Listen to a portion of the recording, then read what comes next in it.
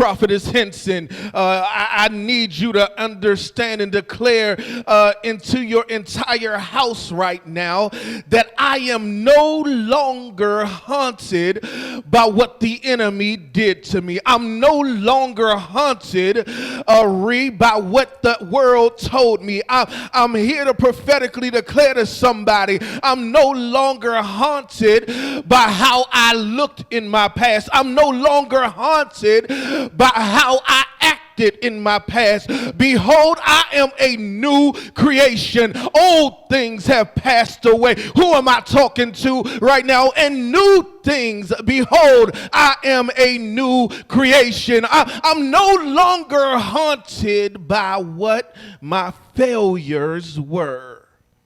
Why? Because in our text this morning, we find Jesus tired from traveling and ministering.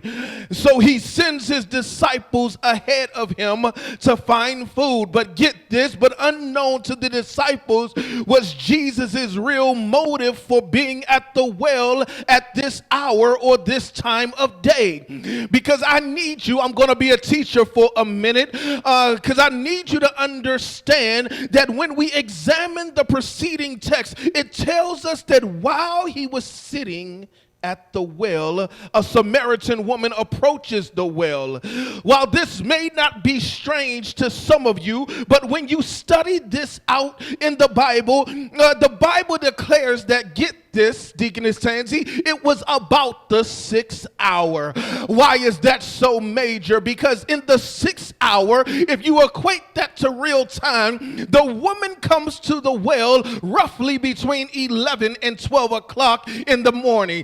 11 headed into the noonday. Why is this so important? Because I need you to get and understand this. The well was generally a place for community to come together. It was a place where each other got together to talk about things. Everybody met at the well. Everybody was coming to the water hole. Everybody was coming to feed their animals, getting water for their animals, getting water for their families, getting water. And while they were at the well, they would meet and see one another. They might just see somebody they had not seen in a few weeks or a few days. The women got there together and may have exchanged recipes for the latest cake. The women might have gotten together and talked about who's having a baby in the city. The women might have gotten together and simply had fellowship with one another. That's the normal course of how human interaction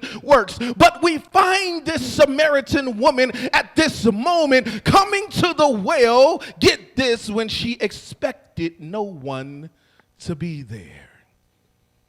Why is this so major?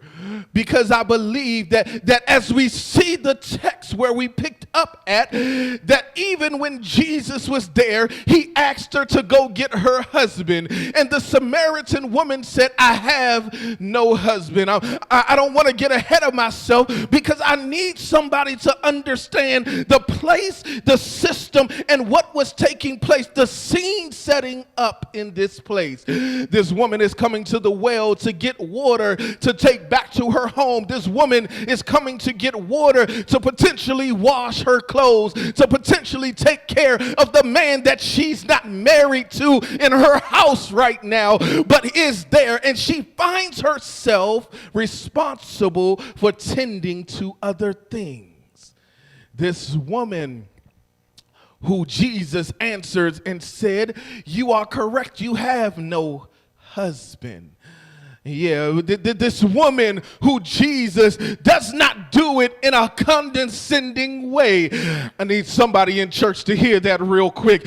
When Jesus addresses the woman, when she makes the statement, I have no husband, Jesus does not belittle her. Jesus does not use his religious authority to tell her that she's worthless. Jesus does not use his religious authority to tell her she's less than.